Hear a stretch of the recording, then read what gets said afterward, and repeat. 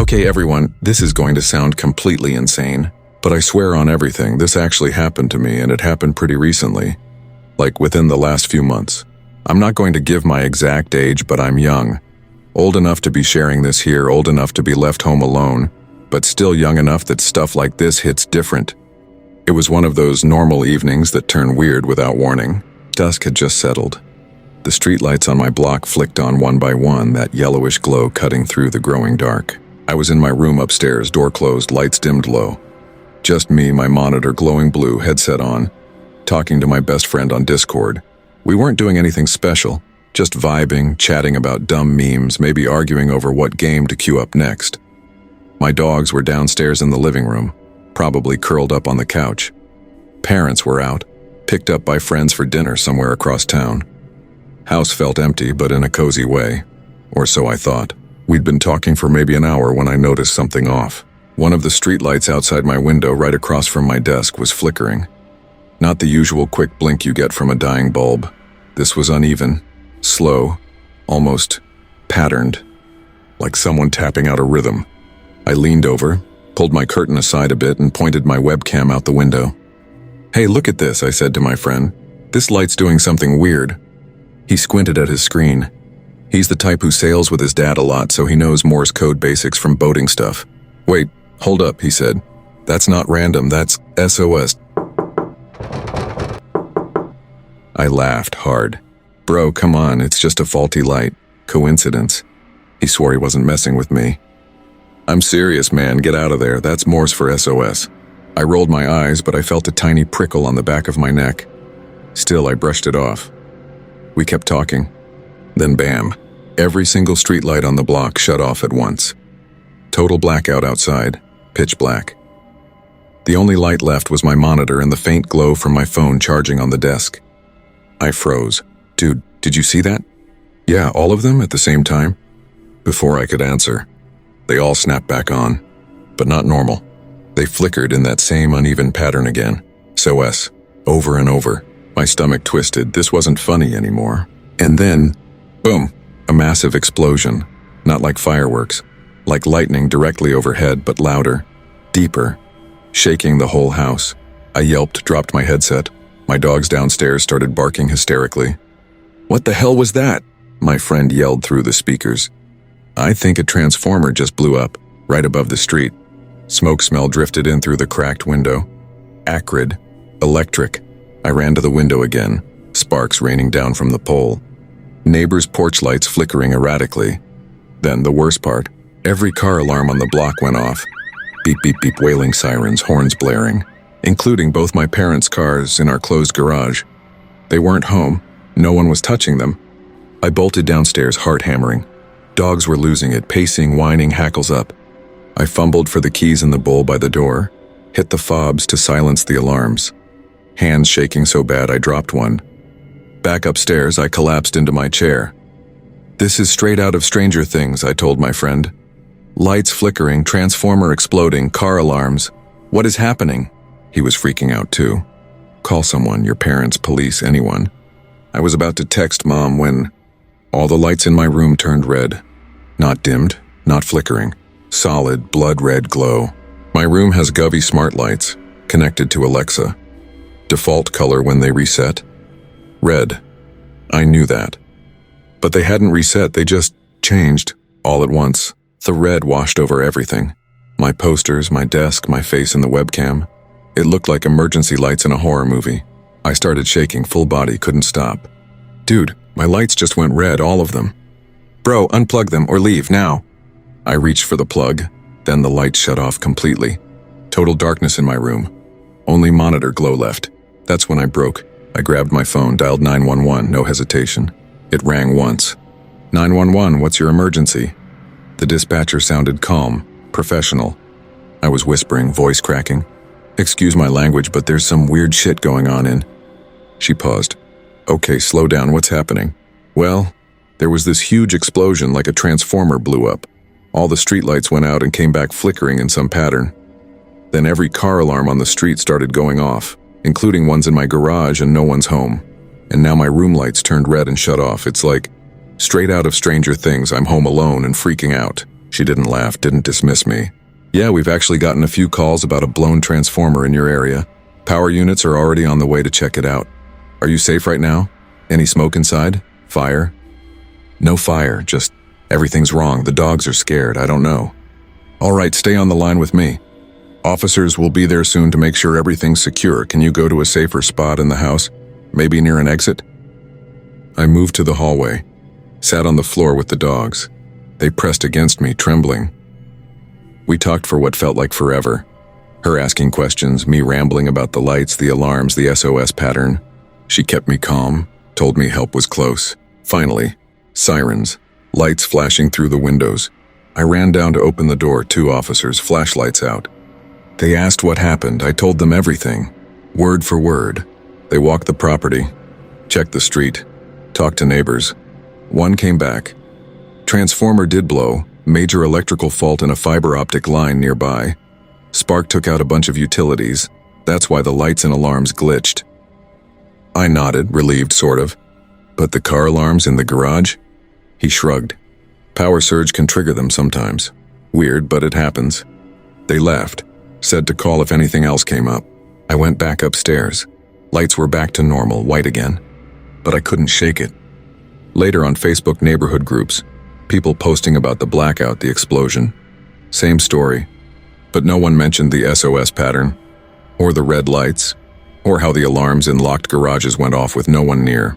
That night I slept with every light on, dogs in my bed. And sometimes, when the house is quiet, I still hear a faint buzzing, like electricity humming in the walls.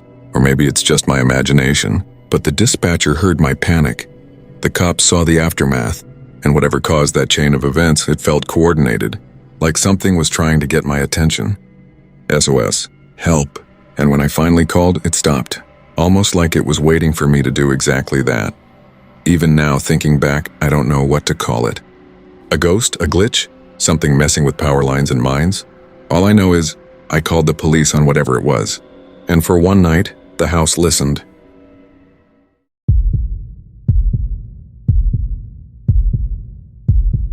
Let me start from the beginning, because this didn't just happen out of nowhere. It built up over time, in ways I didn't notice until it was too late. I live in a semi-rural suburb on the outskirts of a mid-sized town in the Midwest. Think wide streets, big lots with trees, houses spaced far enough that you don't hear your neighbors arguing, but close enough that you wave when you pass. The kind of place where kids still play outside until dark and adults mow lawns on weekends. Safe. Boring even. That's why I loved my dirt bike so much. It was my escape.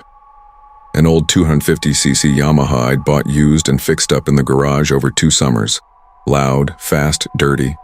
Everything my quiet life wasn't. Most nights after dinner, I'd grab my helmet, tell my mom be back in an hour, and head out. Riding alone at dusk or early night was my ritual. The engine drowned out thoughts about school, part-time job, arguments with friends.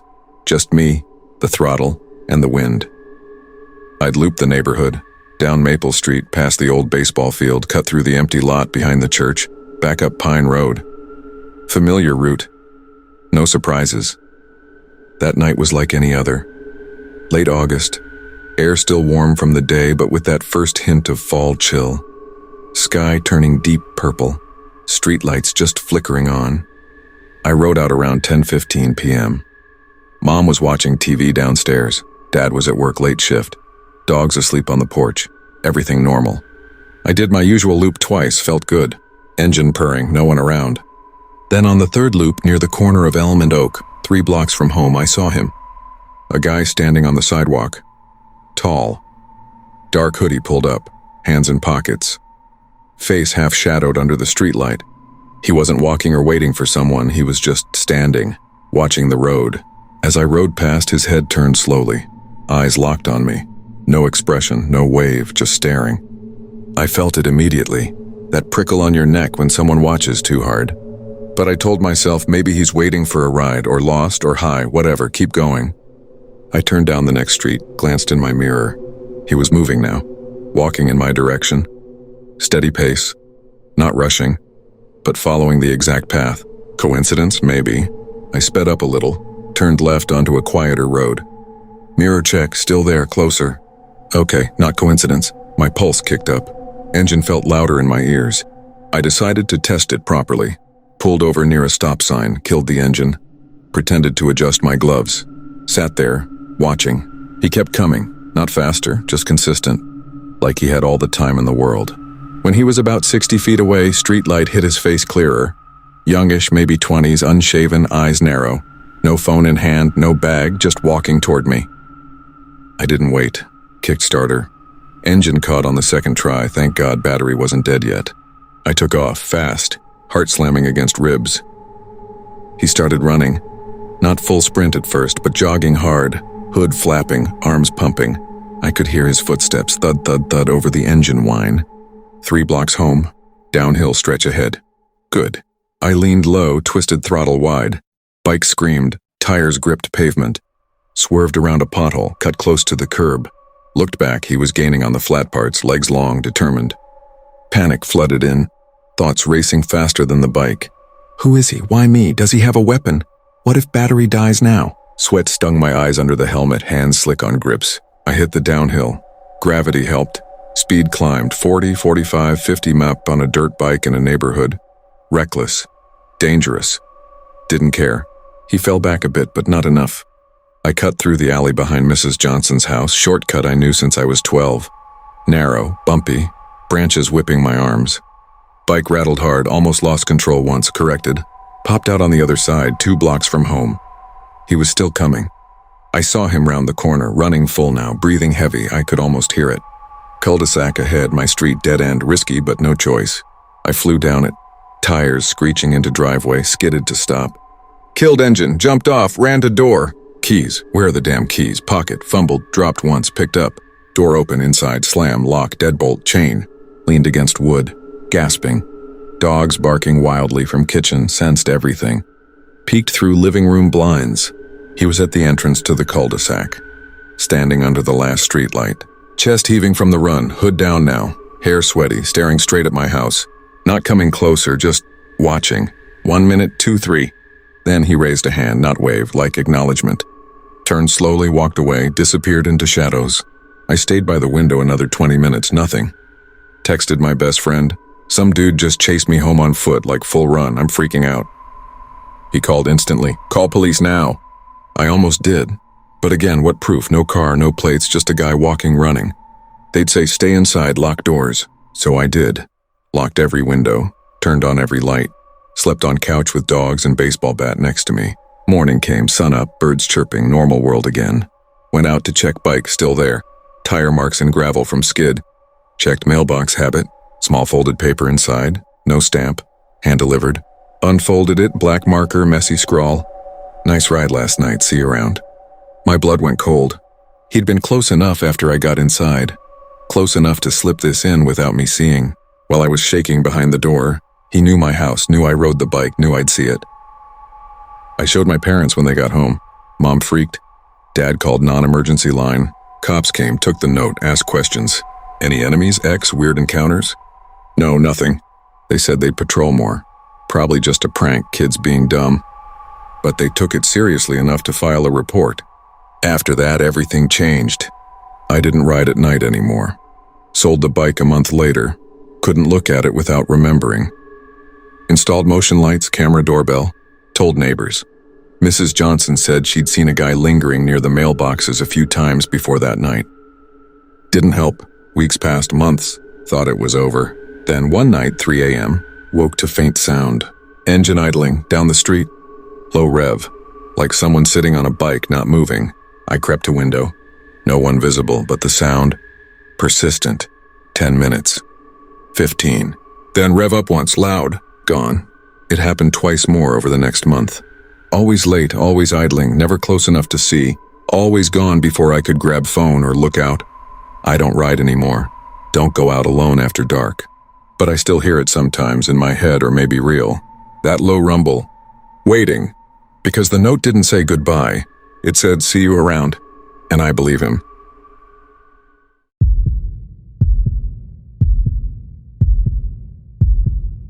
I never thought I'd be the person sharing a story like this. I'm not into ghost hunting or paranormal TikToks. I don't watch horror movies late at night. I'm just a regular guy from Missouri, small town outside Moberly, the kind of place where the biggest news is a tractor breaking down on Main Street or the high school football team losing again. Nothing ever happened here.